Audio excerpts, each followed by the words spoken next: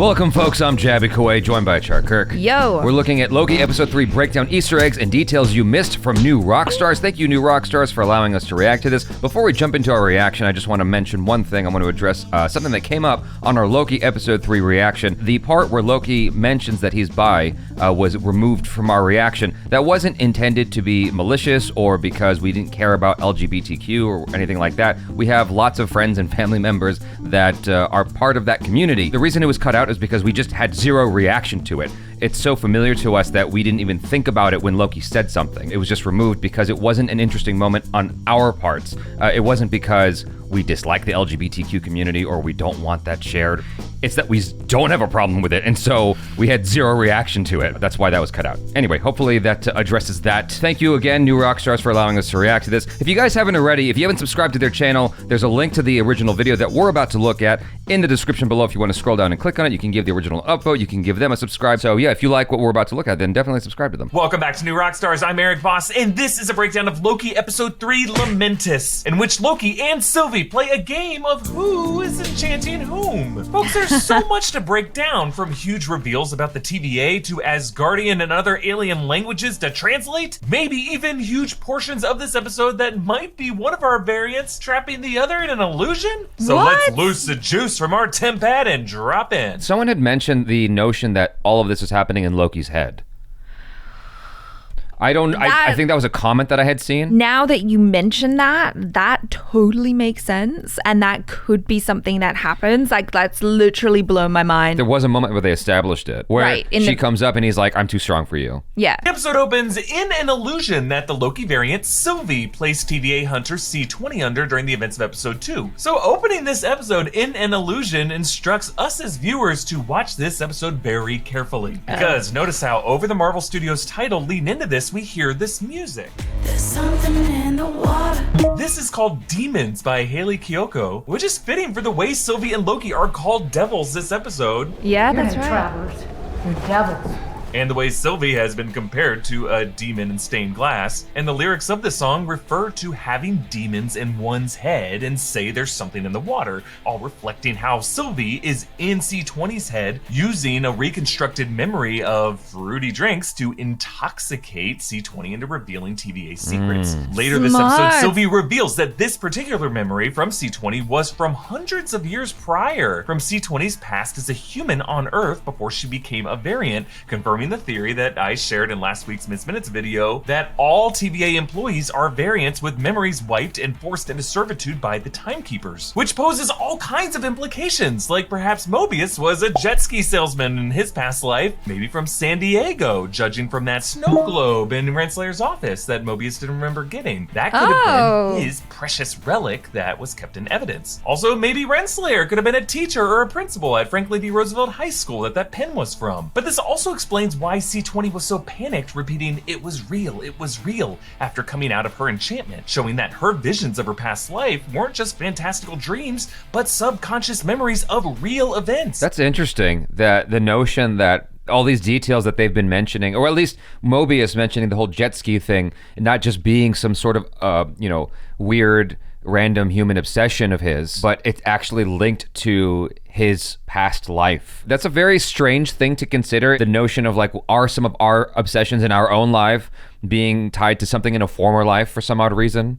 Oh. You know, like, I mean if you wanted to go there. Yeah, I didn't go that far, but like, I think that that's a really cool idea. It's definitely something really fun for the filmmakers to play with, like set design, because it's just one of those things where as your average viewer, you're probably just like, oh yeah, this is really cool. And a lot of the time when I'm watching content, I definitely watch it just for story or just for content. And then I miss out on these little things that people have put so much thought to kind of signify things for the savvy viewer, which clearly Mr. Eric Voss is. Remember, B-15 also looks shaken. I suspect she too could have been linked with her past past life. Now, the opening shot of the episode is this tropical-themed mug of a head, half drained, reflecting the way C20's mind is being drained by Sylvie in this moment. They discuss brain freezes, but only C20 gets one. Maybe Sylvie doesn't get one because Loki variants are technically frost giants. They're not affected by cold. But check out that patron in the background on the right. Looks a bit like Pietro Maximoff. I mean, I only mention it because Sylvie's enchantment works similar to Wanda's Hex reality, which also featured an alternate reality Pietro in it. There's actually a lot of parallels. What? Like later when Sylvie screams in frustration, her green sorcery blasts out like a shockwave, similar to how Wanda's agonized scream created a shockwave. Just could be a sign I that just got variant goosebumps. Lokis could be potential Nexus beings with capabilities of setting the terms of a single reality, similar to how Wanda can do that. And if you think about it, Wanda did create the Westview Hex out of grief over Vision's absence. And what does Loki say to Sylvie here?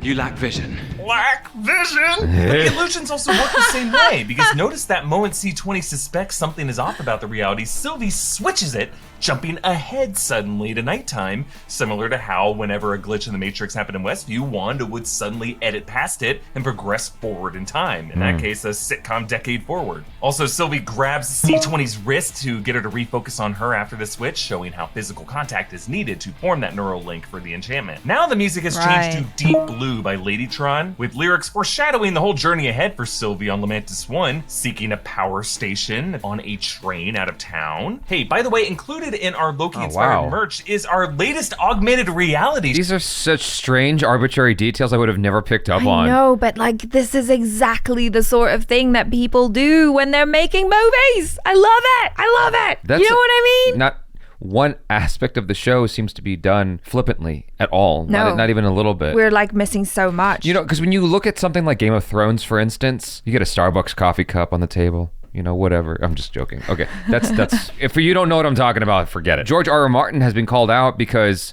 there have been like weird discrepancies in stuff he said in his own book because he forgot what he wrote. I guess it's different here because you have a whole team of people who are like, oh no, and then you're connecting all these webs of ideas and going, okay, here's what we can do here to like utter these clues in and give, you know, these kinds of nuggets to people. Because all of this stuff isn't it working towards connecting things in the Doctor Strange movie? Well, everything's everything in the Marvel universe is connected, so. Yeah, everything's integrated. I'm loving all of these little details because as someone who adored English class and like picking apart literature, deep diving into this stuff is really exciting for me. Sure, which when viewed through an AR app, the god of mischief comes alive. Folks who have already gotten it have sent us some awesome videos. Really grabbing merch like this is the best way you can support New Rockstars. So head on over to newrockstarsmerch.com, and when you get that Loki Out of Time shirt, that's you super get an cool. That's awesome. Shout out in our Inside Marvel after show. Sylvie infiltrates the TVA, passing this poster that reads, "The timeline is only as strong as its weakest moment," with his agent all tangled up in the timeline. Ironic considering this is exactly what Sylvie has just done to the TVA. But notice that TVA cop scream as Sylvie erases him. Yeah, his wail is digitally filtered, actually similar to the sound of Neo's scream that moment he got unplugged in Matrix. And that may be what Sylvie is doing here, unplugging these mind slaves and restoring them to their natural states, which might be why it seems to bring her so much satisfaction to do it. Loki snatches Sylvie's tempad and depletes its juice, leaving them marooned on Lamentis 1 in the year 2077, as another planet is about to collide with it, Melancholia style, actually kind of like the way Thanos grabbed a moon and threw it at Titan. But Lamentis is actually in the comics. It's an outworld planet on the edge of Kree space. It's from the Annihilation Prologue issue, which features the destruction of Xandar. Now, 2077 would be about 6 decades after Xandar's off-screen destruction by Thanos prior to Infinity War, so perhaps we're now seeing the aftermath of the Nova Corps' inability to protect Xandar's colonies. Here, Lamentis 1 is a mining colony, I think based on LV-426 and Aliens, which we know was a reference for this episode based on the guards being named Private Hudson and Corporal Hicks, which are Bill Paxton and Michael Bihn's characters in Aliens. Sylvie tries to enchant Loki, but her magic flickers out on his head the way it did with the TVA. What's he doing? What are you doing? Yeah, Sylvie's reaction makes me think Loki in this moment might have tried to rebound the spell and enchant her. From this moment on, it's not really clear if either have been enchanted, but it is weird that the meteor shower outside subsides after this, despite this oncoming I did notice that. It was just curious to me while watching the episode. I'm like, So all that chaos just stopped. There was this whole frenzy of like, oh, get in here, like hide under the truck here. Yeah. You don't want to get hit here. And then they get inside. And after that moment, it was peculiar to me, but I thought it was just like something that filmmakers weren't really thinking about. Right. It's like, oh, the story has to go on. Yeah. Like that's too much of a distraction. From the dialogue Yeah. and story and whatnot. So let's just like, the audience will not give a shit if it just kind of happens over there. Somehow the planet's just being destroyed on that side and it'll come up again when it matters. So I did notice that. I didn't think it was tied to someone being under a spell though. I'm not calling some faded photocopy of me Loki. Good, because that's not who I am anymore. I'm Sylvie now. Oh, you changed your name. Brilliant. It's called an alias. This confirms that Sylvie did begin a Loki variant, but due to Loki's sex fluidity, just takes a female form. But the name Sylvie was an alias that she chose. So my sister was correct. Yeah. Because she said that Loki is gender fluid. So despite using the term enchant a lot, she's not exactly Sylvie Lushton Enchantress from the comics, but really a new character inspired by both Lady Loki and Enchantress. And they enter this town that is covered with alien lettering, which from what I can tell matches neither the Skrull language written on Rocket Scanner and Guardians of the Galaxy, nor the established MCU Kree alphabet, making me wonder if this could be Xandarian, but we don't really have a way to translate, but that won't stop me, folks. So look at the structure that Sylvie walks up to trying to trick Loki and handing over the tempad to charge it. That top word has 6 characters, and using the substitution decoding process I used for the Riddler cipher in the Batman trailer, you always start by looking for repeating symbols, and some do repeat. The 2nd and the 4th are the same letter, and the 3rd and the 5th are another letter. So we're looking at a sequence of 1, 2, 3, 2, 3, 4. So then you gotta do some guesswork based on really whatever the most commonly used letters tend to be in combinations with each other. I'm wondering if those could be R-E-R-E, and the word could be prereq for pre-requirements, and all those names in red on the side being the names of colonists given priority status for evacuation, which is why this building would be the one building left in town with the lights on. This is what I do with my That's deep. That's deep, man. That's some pretty next level. Like I learned the Elven language from the Lord of the Rings, in the back pages of it. Like that's that level of commitment. As soon as he started saying it, I thought it was really interesting to follow his train of thought though. And I thought that maybe he was going to also take apart the electronic sign beneath it to explain what that was saying. Because I did think I saw like repeating characters in there as well. Anyway, it was really cool that he was able to take that apart. That's still impressive. It's a very like throwaway kind of thing, but it's still neat to see what it means. So Sylvie kicks open the door to the trailer only to be blasted with a gun. Yep. Which looks a lot like a recreation of that moment the bride tried to get the drop on Bud in Kill Bill Volume 2. Oh yeah, I didn't put Inside it together. This is the woman's framed photo with her husband. Kind of looks like a nod to Grant Wood's American Gothic, but common misconception that does not depict a married couple, but a farmer and his daughter. Kind of similar to how Loki and Hela are step siblings in the MCU, but in Norse mythology, Hela is Loki's daughter. So at the train station is a line of angry colonists trying to evacuate, including some kids, and you know what that means, camera, lens, eye contact.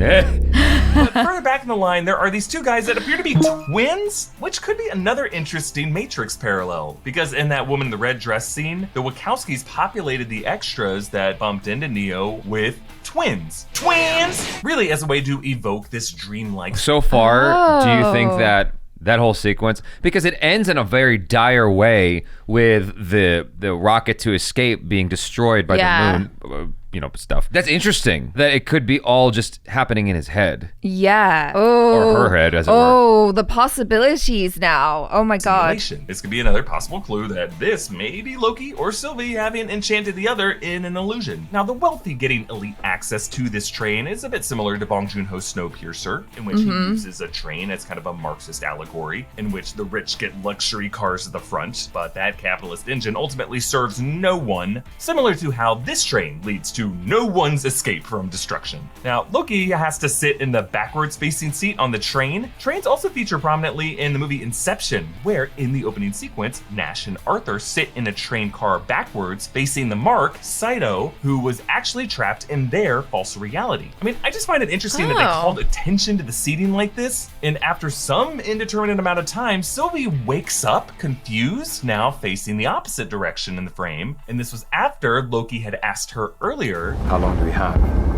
12 hours or so. And now Sylvie refers to her memory as Just blips of a dream at this point. Now, Sylvie learned earlier than Loki did in her timeline that she was adopted and had to teach herself magic, making me think that her mother figure from her timeline might not have been Frigga. On one event report that Loki read in episode 2, the name Sylvie Laufeydotter appeared, the surname being instead of Laufey's son of Laufey, daughter of Laufey. So I wonder if perhaps Sylvie's maternal figure could have been Hela, who in her timeline might have accompanied Odin in that battle against the Frost Giants, in which Laufey's offspring was taken as a ward, and that Hela could have left an impression on Sylvie, maybe even given her that sword before Hela was banished by Odin. Sylvie also reveals having a lover. Managed to maintain quite a serious long-distance relationship. A postman? Postman, whilst running across time from one apocalypse to another. She could be referring to Stan Lee, who did appear as a FedEx delivery driver in Civil War and then bragged about that to the Watchers in Guardians Volume 2. By the way, he also cameoed in the 2005 Fantastic Four film as a mailman. Some are also saying it could be that delivery driver in Westview, but Postman reminds me of the song Nick Fury used to inspire the name Captain Marvel. Marvel sounds a lot better, you know, like the Marvelettes. Wait, oh yes, wait a minute, Mr. Postman. Fury would be an interesting pairing for Sylvie, but why not the person who ended up taking that name, Carol Danvers? Because Loki reveals himself as bisexual. A bit of both.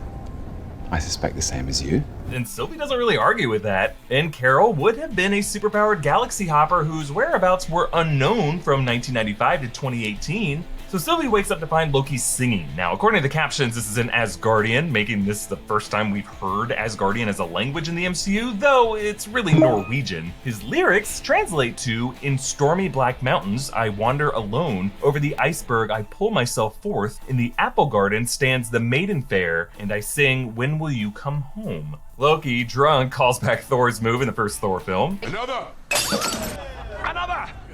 And he tells Sylvie that he's not drunk, just full. Come home to me, come to my side. In the stormy black mountains, I wander alone. Over the iceberg, I pull myself forth. In the apple garden stands the maiden fair, that's her. And I sing, when will you come home? Get on side. Do you think that she was dating Carol Danvers? She said postman, but like, what does that even mean? Postman, I mean, it's just, it could be unisex. Yeah. You don't necessarily say male woman. You know, Yeah, when you say mailman, it's gender neutral kind of, even though it's man. You say actor, and that means actors and actresses. It could be anybody. It could be anyone. The thing about it is, like, that's cool to speculate on and all that, but I don't think that's something that's actually going to come up in this season. No. I think it's just a fun notion that they kind of hint at, but yeah, like she could be. it's something that they could explore in another show or film or something. Just full, which is another in-joke, because in Norwegian, to be full means to be drunk. Oh, Loki wow. gives an answer for their chat about what love is. Love is a dagger, but ultimately when you reach for it. It isn't real. Yeah. Recalling the famous soliloquy in Shakespeare's Macbeth, when Macbeth hallucinates an imaginary dagger. Perhaps here, the dagger is a symbol of Loki's betrayal of Sylvie, with everything they're going through being a kind of dagger of Loki's enchantment. What he's saying about the dagger being, him stabbing her in the back, because we know Loki is that guy. Mm-hmm. He will literally stab you in the back. Right. And so, yeah, I mean, we've never really discussed Loki's love life or anything like that. And so maybe that is just kind of that cynical, like, love isn't real, love is an illusion. Now, during the brawl, notice how Sylvie uses her crown as a weapon. This is a move that Loki did in Thor Ragnarok. And as Sylvie pulls her sword out of the bar, you can barely make out some writing on it. They look like Viking runes, similar to the ones that are carved into Mjolnir and Stormbreaker. In this case, they're kind of hard to translate, but to me, it looks like TH, and then HSU, and then maybe SUPN. I don't know, there's like a dozen different Norse rune alphabets out there, and I haven't been able to line up any of these perfectly. I like how when Loki hits the ground outside the train, he makes the same plank pose that he did when hitting the sanctum floor after falling for 30 minutes in Ragnarok. And then he reveals the tempad, but it is broken. Though, again, perhaps what we are looking at here is just part of an illusion. That's what I said. Yeah, Manipulate right? Sylvie into revealing exactly how her enchantment works, because only now does Sylvie finally reveal that she mind controls by reconstructing memories. And she also reveals to Loki that the TVA are actually memory wiped variants, which are big things that Loki has gained through this experience, which then leads to this seemingly extremely impossible long take through the collapsing city of Sharu. Now, at first glance, this awesome looking sequence appears to be a 3-minute unbroken long take, but like many long takes in movie and film, it is actually several shots stitched together with hidden cuts if you look closely. Shot 1, Loki and Sylvie enter through the tunnel. Loki steps on a barrier to see the gates closing, and then the camera pans as 2 runners pass the frame. Cut on the pan there. Shot 2, following the 2 of them down the alley. Camera orbits them a few times, and then crane up on a VFX shot of that colliding planet cracking in half, and then a meteor striking a nearby building, flashing the frame. Cut there. Now on to shot 3 of them as they duck from debris and run towards an explosion that blows them back, tilting the camera and filling the frame with smoke. Cut there. To shot 4 where I just want to say that there are some additional cuts that could be happening that he's not pointing out. Okay. Like when they run past the camera, just then, there could have been a cut to substitute in stunt people to take that fall. Up with Loki's rise, and then they run into that cafe and they confront some guards. I think there were some cuts hidden in there on the stunts, but definitely a cut when the camera passes a beam onto shot 5 as they run and have their way cut off, and they take cover. They follow another running woman back to that same building that collapses, crane up on a VFX shot of that collapse. Cut there to shot 6 where they run and Loki freezes that tower from crushing them, reverses it back up, and then right after, as Loki runs right with the whip pan, there's a really hard to spot cut there. Notice Loki's body from 2 different shots are layered on top of each other, very overlapping, leading to shot 7 where Loki and Sylvie fight off the last of the guards at the gate, only to see the Ark get destroyed by meteors. As Loki's charm foreshadowed, we got some fireworks. I think there's definitely more cuts in there than he's pointing out. Even in just what he's showing us here, there are like quick things where the camera goes past someone who's moving or being thrown or whatever, and those are all opportunities to cut. Otherwise, why would you do that? It's entirely possible it's just a cool shot that looks like it could have introduced a cut and it wasn't a cut at all, but it's almost like, well, why wouldn't you? Because it saves you time on like how, if you mess up, that's so much more that you have to go back and set up again and do all over again. So the more you can break apart the shot, the less each take has to be. Now, notice that in their last moves, Loki and Sylvie do these same leg sweeps on the guards, mirror images of each other. Some are saying that Loki might have used a stolen time stone to stop and reverse that tower collapse. But after Loki used telekinesis to summon that Roomba, I later realized that we've also seen Loki use telekinesis to throw over all the furniture in that prison cell in the Dark World. So this is something that he can do. Also, that time stone only would have worked if Lamentis 1 in 2077 is that exact Prune timeline that time stone was taken from. And since Sylvie created the whole bunch of branches with her bombing, I just think it would be really hard for Loki to think ahead so perfectly. Also, I'm pretty sure we heard that time stone clunk back in the drawer. Yeah. And that drawer got destroyed, didn't it? Really, if Loki had a functional time stone here, he would have used it in dozens of ways. But I still believe it is possible that for all of these events on Lamentis 1, or at least part of Sylvie after waking up the train at some point, could be part of Loki's enchantment on her, designed to gain Sylvie's trust to learn what he needed about the TVA so that he can turn her in and get back in their good graces. Whether or not that's the case, not being quite sure if we're under Loki's enchantment at any given moment is what makes the show so enchanting. And the credit sequence has been updated with photos of Loki and Sylvie together, evoking how Loki called her a poor photocopy of him. Here, both are black and white photocopies, all while Bonnie Guitar's Dark Moon plays, with the lyrics paralleling the way Loki and Sylvie's scheme was cut off by a dark moon. Or it was a planet. It looked like a moon, but they called it a planet. Anyway, support this channel by checking out our new Loki. I thought that was a great breakdown. Yeah. I mean, as per usual, like everything he mentioned, there was, not everything, but there was a lot that he mentioned that I would have never been able to pick up on or notice. Yeah, like all of those connections to other films like The Matrix and Aliens and stuff like that. I didn't know if those were actual references for the filmmakers who were sort of modeling their moments after that, or if they were referring to that, other than the Aliens one. That's the only one where I'm like, oh, that's a pretty strong parallel. Yeah. But like the Kill Bill one, I'm like, oh, that's kind of a stretch, even though it looks so goddamn alike. Yeah. I don't think that it's derived or inspired by that. But the thing is, it's like, well, what? It's kind of like a chicken and the egg question, right? Like all of us are influenced by the things that we see and by pop culture and the zeitgeist in some way that even if we were not fully aware, we might kind of be influenced and be inspired by things that we've seen before and that we think are cool. I don't think it was Quicksilver in the background, as he had mentioned, because, they had the Quicksilver from WandaVision. Yeah. I don't think it was him in the background. That would be cool, though. During the restaurant. I mean, yeah, it would be cool. Most probably not. Just as a side thing, I think the merch that he's selling is actually really cool merch. Sometimes, you get merch and it just feels more self-aggrandizing than anything else. Be part of the, this channel, or whatever. Yeah. Buy a PewDiePie hat that says PewDiePie on it. I don't know what PewDiePie sells, but I'm just saying, this merch actually feels like something that would be fulfilling to have. Yeah, it looks good. It looks really cool, and it's very much in touch with pop culture references and whatnot. I really appreciate the breakdown of the language stuff that I would have never... to me, it just looks like, nonsense. For me, the biggest kind of mind-boggling takeaway is that maybe this is all an illusion and it totally makes sense. And I'm kind of annoyed at myself for not thinking about it sooner, but I'm definitely going to be going into the next episode with more open eyes and ears to kind of maybe figure it out. If it is some sort of illusion, we're going to find out in the next episode. If that is the case, I'm going to be just mildly disappointed, even though it is kind of cool to think that this whole thing has been a setup for one of them tricking the other. It was Agatha all along. It really does feel like it's entirely possible that that's what's going on here and you just missed the transition into it. Right. It was established right at the beginning of the episode, this kind of thing happens here in this show. Yeah. And it could be happening for a larger portion of time and you just didn't catch it. It's oh no, but then that means that everything we just watched didn't actually happen. The only thing that really matters then in that instance is the exchange of dialogue between them that was unveiling